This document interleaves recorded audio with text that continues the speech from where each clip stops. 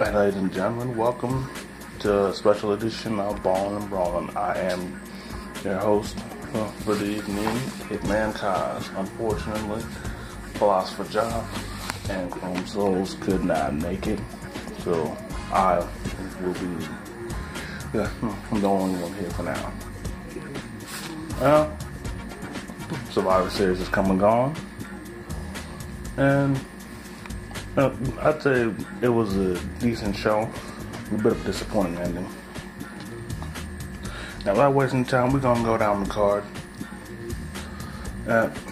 Now, I'll admit, I didn't see the pre-show because unfortunately I was working, like during the pre-show. So by the time I got off, I was watching the main card. But I did scroll back a bit, and first off, there was Elias versus Matt Hardy. First off, let me say this about Elias.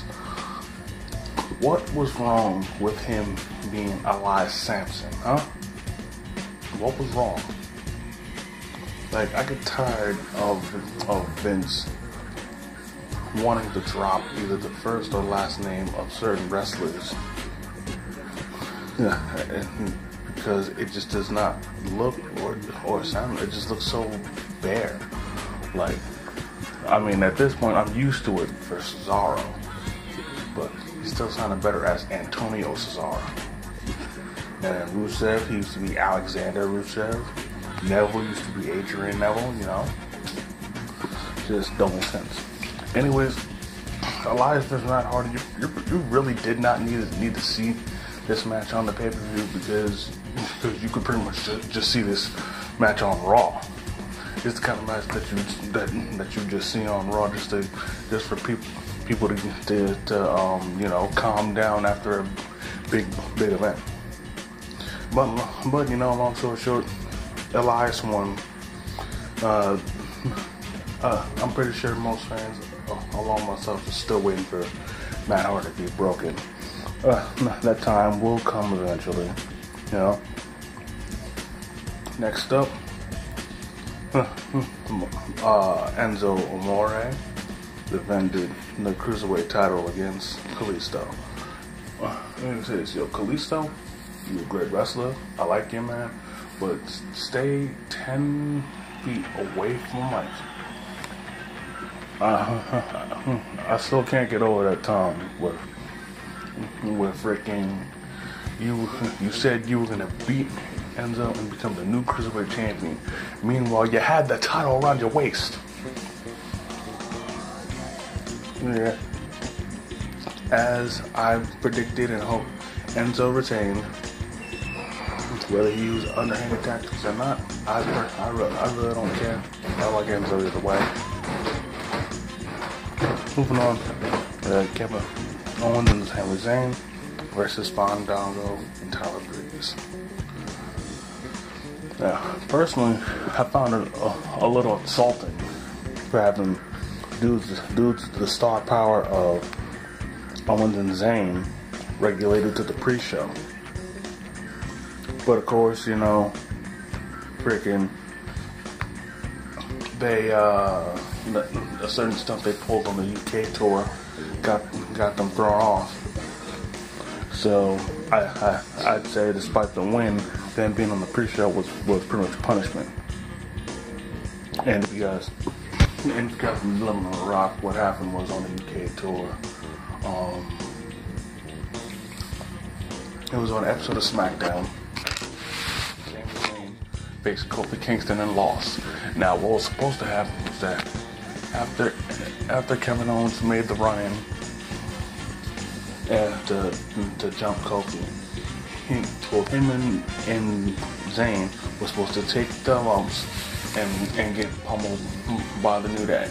However, what Owens did instead was that him and Zayn beat down Kofi. And then the second Xavier Woods and Big E popped up, they dipped. So I can imagine that didn't go over well. Alright, up next, the first Survivor Series match. We had The Shield versus the New Day. I really liked how this was set up with the New Day costing Rollins and Ambrose the tag titles, pretty much giving them a reason to fight the New Day, other than the brand supremacy. And pretty much everybody expected the Shield to win. Oh man, I still wanted the New Day to win just because I wanted SmackDown to win overall, but hey, can't have everything in Raw, can we? But even for what it's worth, this match was absolutely incredible. Both teams pretty much showed why they're both the very best at what they can do in the ring. You know, I mean, I especially like the spot where Big E had both, I think, Dean Ambrose and Seth Rollins up on the shoulders, and then with Woods and Kofi's help, they did a double midnight hour. Well, freaking Reigns made the save at the last second, and then to end the match, the freaking triple powerbomb off the top rope. Genius. I would definitely like to see these two teams in a rematch one more time. Maybe at another pay-per-view, like a big 4-per-view. You know what I'm saying?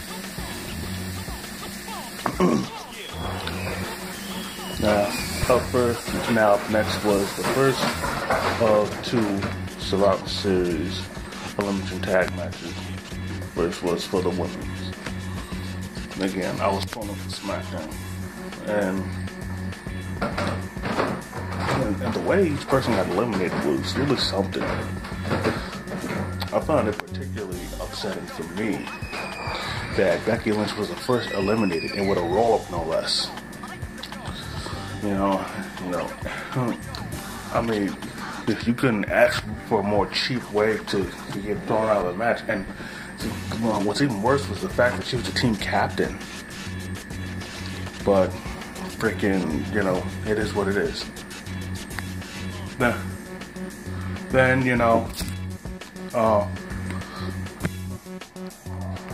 then in came Tamina, and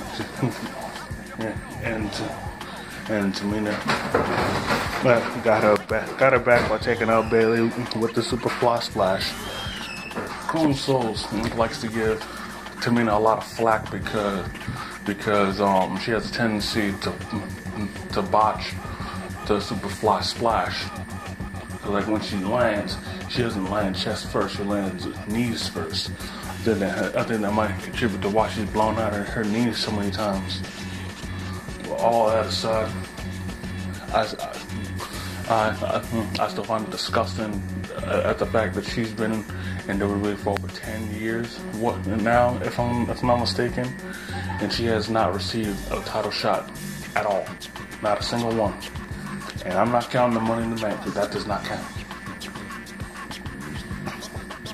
Then once Bayley got eliminated, we had a little bit of family ties being brought into play as Nia Jax came in for Team Raw, and having her and Tamina face off. First off, it started with a lot of stare downs. I enjoy a good stare down, but once it drags on, you get tired of it. Then that they start trading hits, and eventually Tamila's able to knock Jax out the ring, and is able to keep her down. So by the time she got back in, I got counted out. Pretty slick.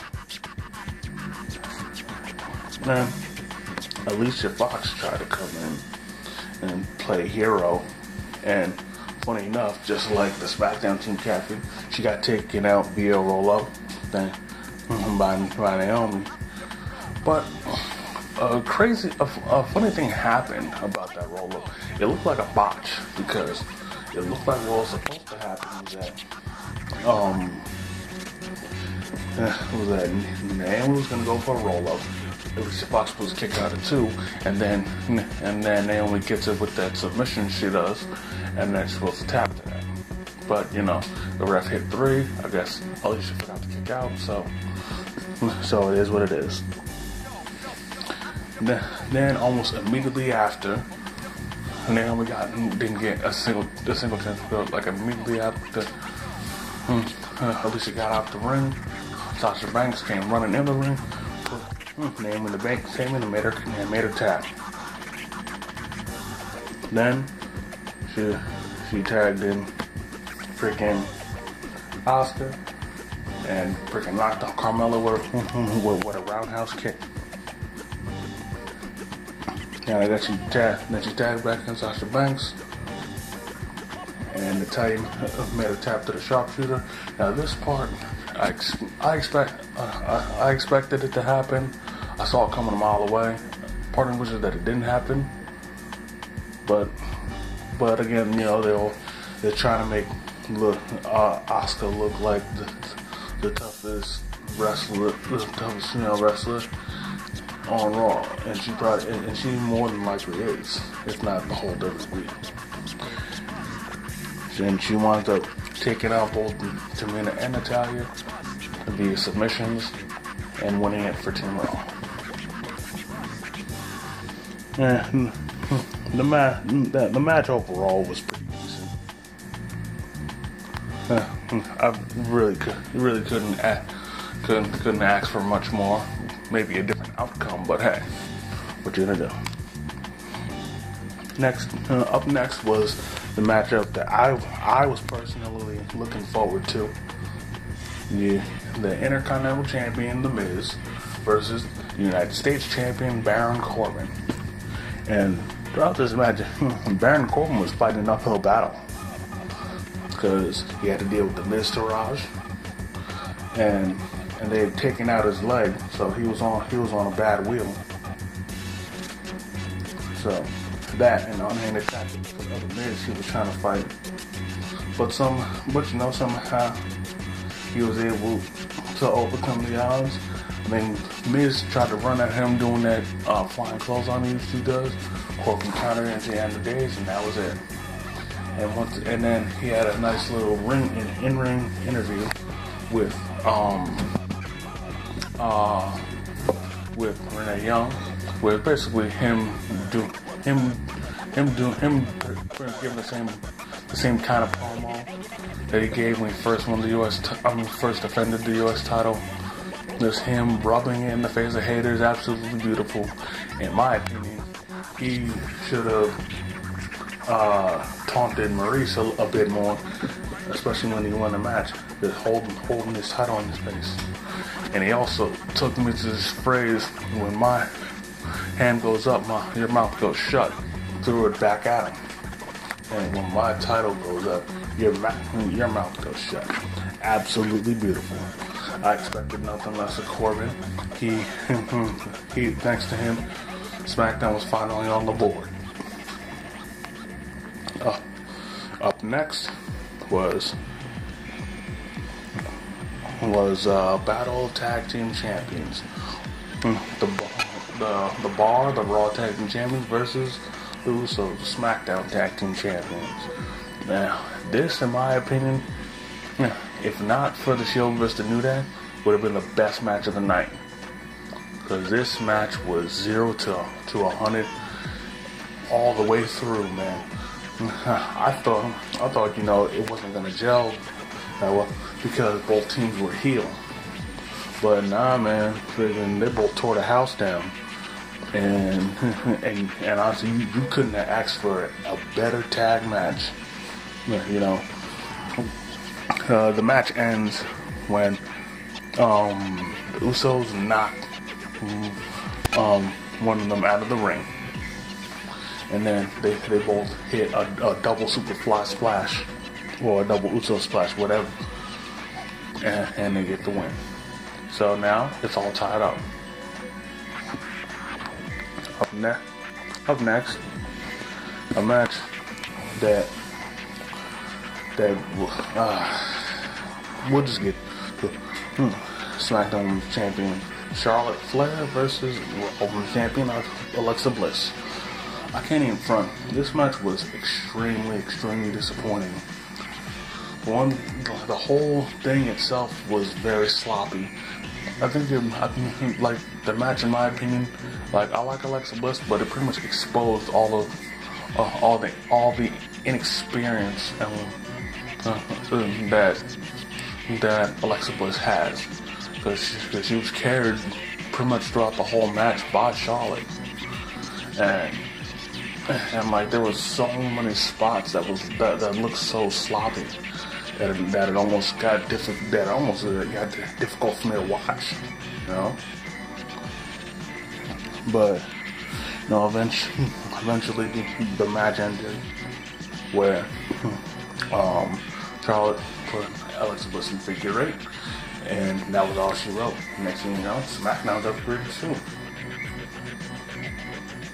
And you know, here I am feeling all good, thinking, alright, this is now SmackDown shining.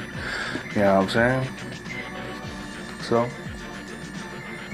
we move on to the final champion versus champion match, the one we were all waiting for. Universal Champion Brock Lesnar versus WWE Champion AJ Styles. Now initially it was going to be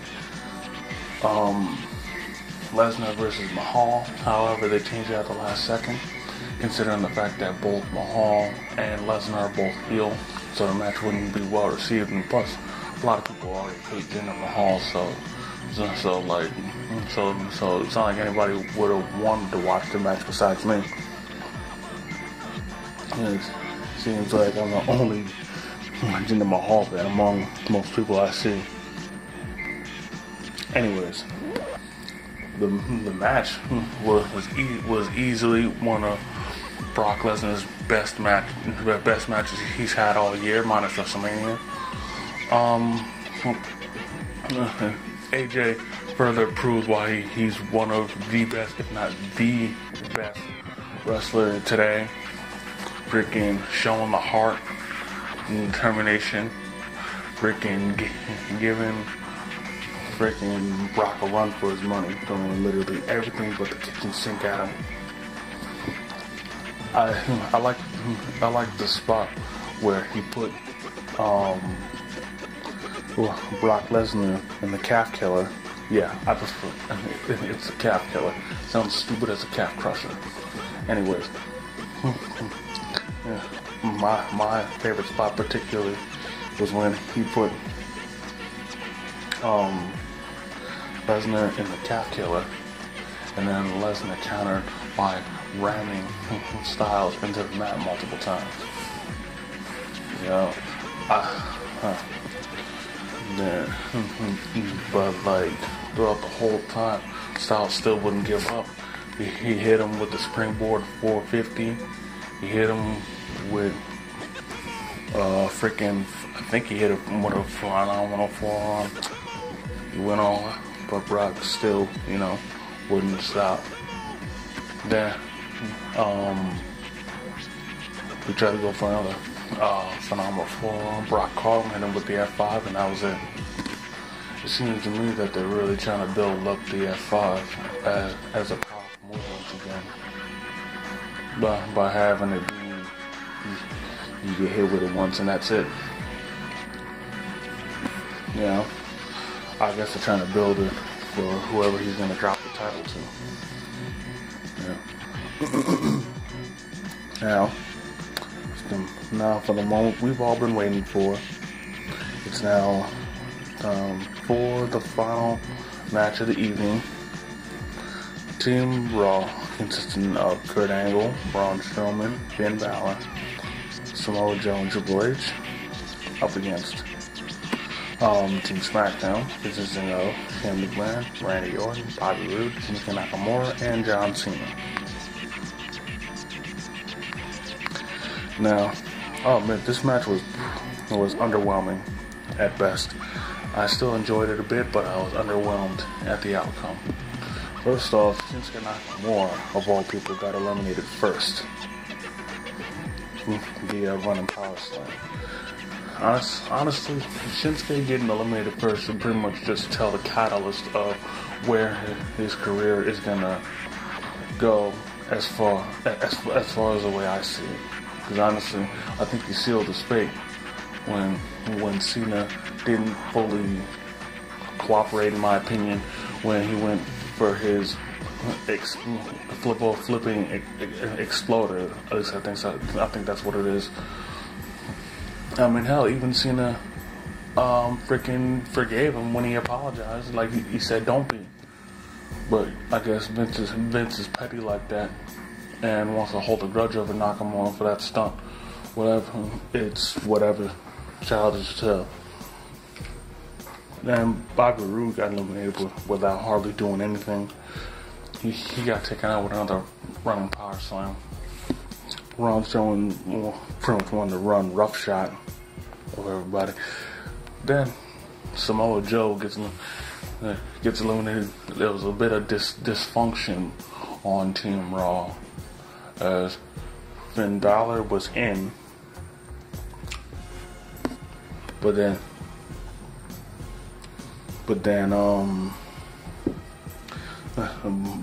he got blind tagged by Samoa Joe, and then they started arguing for a good minute, and then the argument was pretty much forced Joe to take his eye off the ball. And then he got hit with the attitude adjustment, and he got eliminated. Then it was John Cena and Kurt Angle. And pretty much a flashback to when Cena debuted. You know what I'm saying? And Cena got eliminated by Angle. He was the next to go because Kurt hit him with an angle slam. However, Cena kicked out. Then the ref had his back turned. Finn Balor hit the coup de grace. Then Angle hit another angle slam, and that was it. Cena was out. Then Angle gave it up to Finn Balor. He got taken out with an RKO. Braun Strowman came back, hit him with a running power slam, and out went Orton. Now, here's an interesting moment that happened. Despite being eliminated, Shinsuke Nakamura, Randy Orton, and Bobby Roode, and also John Cena came out. While Strowman was out the ring, they all banded together and suplexed Strowman through the announce table while he's swallowing. So he was out of commission for a good minute, opening the door for Smackdown a bit, but that was before Orton got eliminated. Once Orton got eliminated, it was just down to Kurt Angle versus Shane Man versus Kurt Angle. Versus Kurt Angle, Braun Strowman, and Triple H. Pretty much, I have to say, Shane was screwed. At this point, Fat Lady might as well start singing. I was disappointed because at that point I knew SmackDown had lost. But then a bit of a surprising thing happened where Triple H turns on Kurt Angle and hits him with a pedigree. And then he puts Shane on top of Kurt. Kurt gets eliminated. And then Braun Strowman is looking all shocked and whatnot. And then I'm thinking, is it a full Brandon Darnold? But nah, he hits Shane McMahon with a pedigree and wins the match for Team Raw. It's obvious he just wanted to hog the spotlight. Yeah. But Strowman didn't let him off that easy. Pretty much threatened him that if he'd ever cross him again, he'd regret it. And I liked the moment where he held them by the throat in the corner, and it looked like Triple H was crying. It looked like he was, in his mind, was crapping himself, begging Strowman not to hurt him. Then Triple H tried to pedigree him, but Strowman turned it into a running power slam. Yeah, that was it. Me, I really, and needless to say, Raw won. I thought, I was disappointed. I was hoping that, like, via a distraction from Jason Jordan, he would have cost Team Raw the victory, or something along the line. But no, but also something that did happen. Freaking Kevin Owens and Sami Zayn wanted to be petty, and they jumped Shane McMahon while he was outside the ring. They definitely paid for that on SmackDown, though. Everyone on the brand hates their guts because that stunt they pulled. But I mean, to be fair, it's not like SmackDown was even going to win at that point anyways, Overall, this pay-per-view was okay. Would I ever watch it again? How long down the line? Probably not. But needless to say, War Games freaking trumped it. And